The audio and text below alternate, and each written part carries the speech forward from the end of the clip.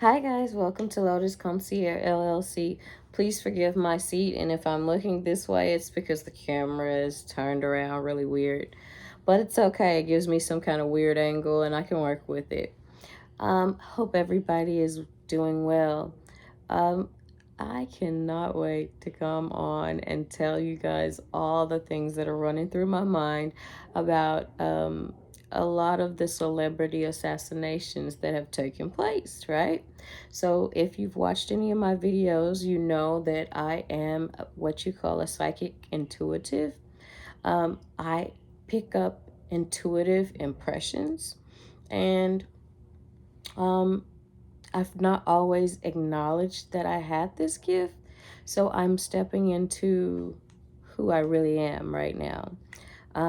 And I kind of wanted to start with like some questions that I just wonder how it is that people don't think of these sorts of things. And if they do, they just dismiss it, right? So one of the first things is anyone who's been following the story and the assassination of Adolf Robert Thornton Jr. We all know that Mr. Jr. Thornton, I'm sorry, what was that? Junior. Where did that even come from? Junior? We all know that Mr. Thornton was presented at some point with a $22 million um, contract, right? And he said out of his own mouth that he had been sitting on the contract for at least 6 months, right? And then he decided to tape himself throwing the actual contract in the manila envelope on top of his car, right? Um, and I get the impression that at that point, because he was also intuitive, he knew that that would be a turning point of his life, right? When they want you and they're trying to pay top dollar for you, and you still reject, that's a problem. So let's fast forward to November 17th, right? Where we are presented with video of Mr. Thornton supposedly, allegedly, um, with a yellow shirt on, with his right hand, I do believe, hanging out of the window of a cookie shop, right? But the most funny thing is, no one saw him go in, no one saw him come out, and everyone saw that that shirt he had on was yellow. And how is it possible to be filled with lead 22 times with bruises and lacerations and broken and chipped bones throughout his facial cavity, and there be no blood? How is it that we could even see that the shirt was yellow? So I wanted to kind of come on and give us a narrative of what my impression was and of the whole situation. Um, and he also has spoken to me. If you know me, if you watch my videos, I've been very forward and upcoming about the fact that he actually is the first spirit that I've ever spoken to and acknowledged. And his presence was very, very, very strong. Um, but I want to say that maybe the things that we see are not actually what they seem to be.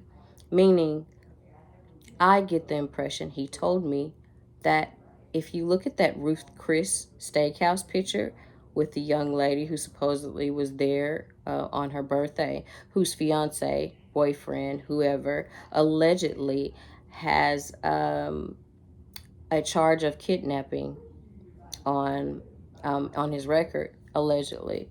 Okay, so if you look at his face, it looks very, very strange. He looks like there's something wrong. Well, he told me that the meat was possibly poisoned. And he did not feel well. He told me it tasted rotten. He kept saying rotten, rotten, rotten. So I do believe that is at the point where they were able to kind of catch him off guard, because he did not ever think that they would do something to his food. And that made him kind of debilitated.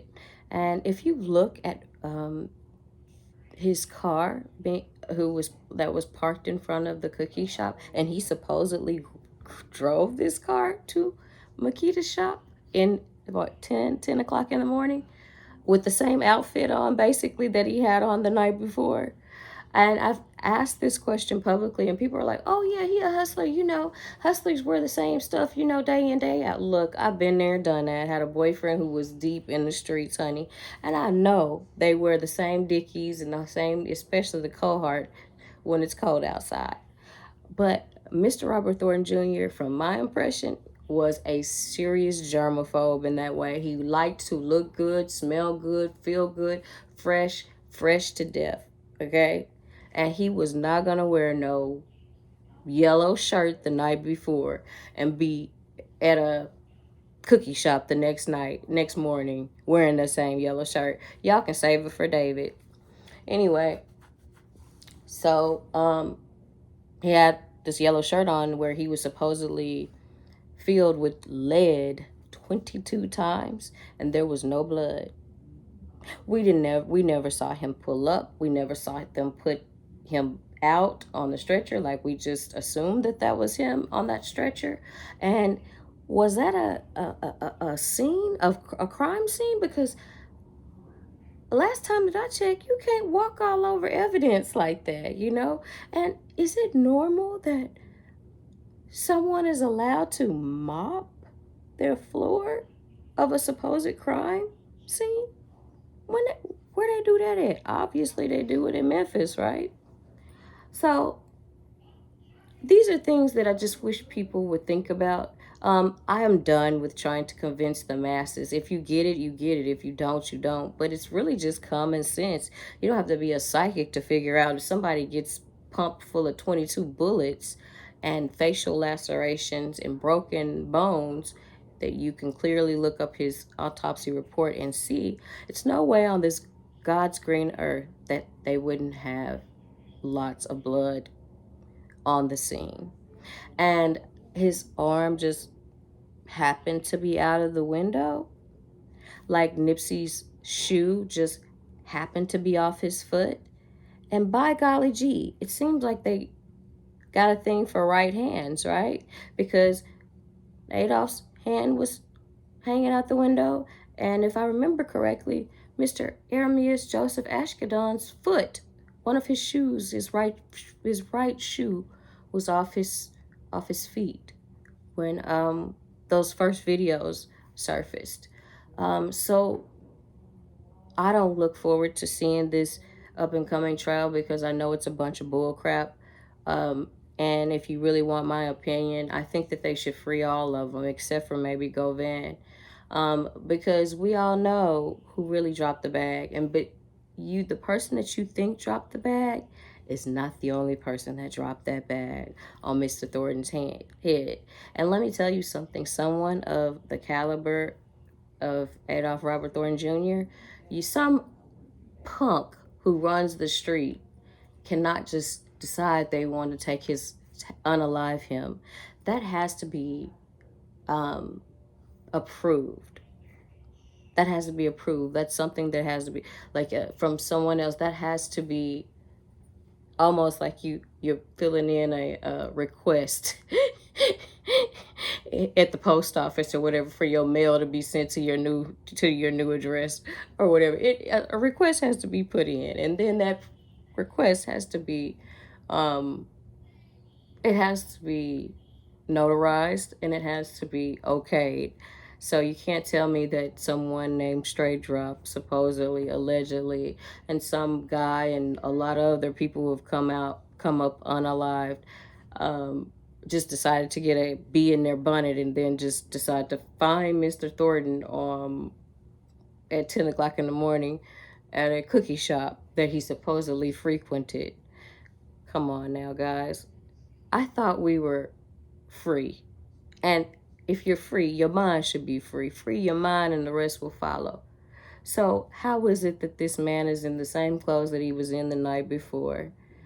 And it happens to be a very, very light color, and there was no blood. And his arm just happens to be hanging out the window. I was going to say where they do that at, but obviously they do it in Memphis. Don't go there. But anyway, stay tuned. There's so much more. And we'll see how this goes. Peace. Ashe, ashe, ashe.